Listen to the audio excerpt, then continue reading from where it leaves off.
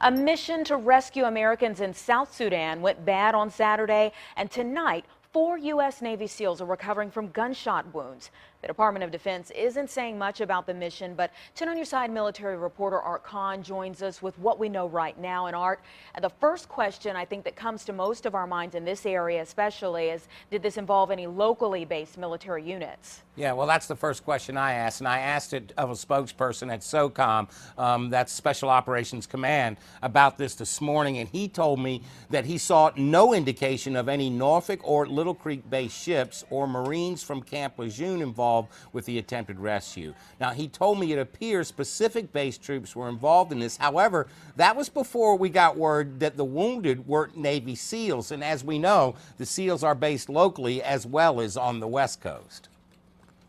The SEALs were flying aboard tilt-rotor aircraft called Ospreys when they came under attack by rebels using small arms fire.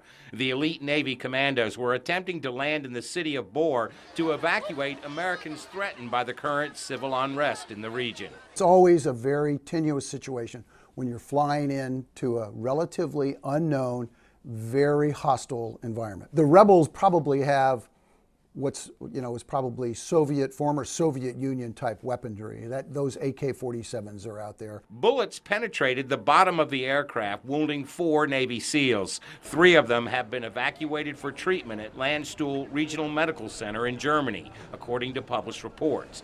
The 4th service member suffered more serious injuries and could not be moved. He remains in Kenya, according to defense officials, where he is being cared for at a Nairobi hospital by an American critical care air transport team.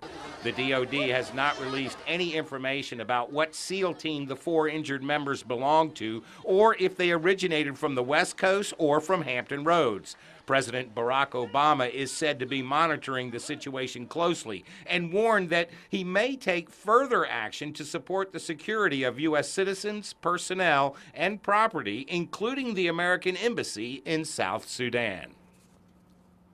Now, the violence in South Sudan is the result of conflict between rival factions within that country's military. Our government is concerned about the safety primarily of American diplomats and their families working in that region. Now, as of Sunday, close to 400 U.S. officials had been evacuated, according to the State Department. We're live in the newsroom. Art Kohn, 10 on Your Side.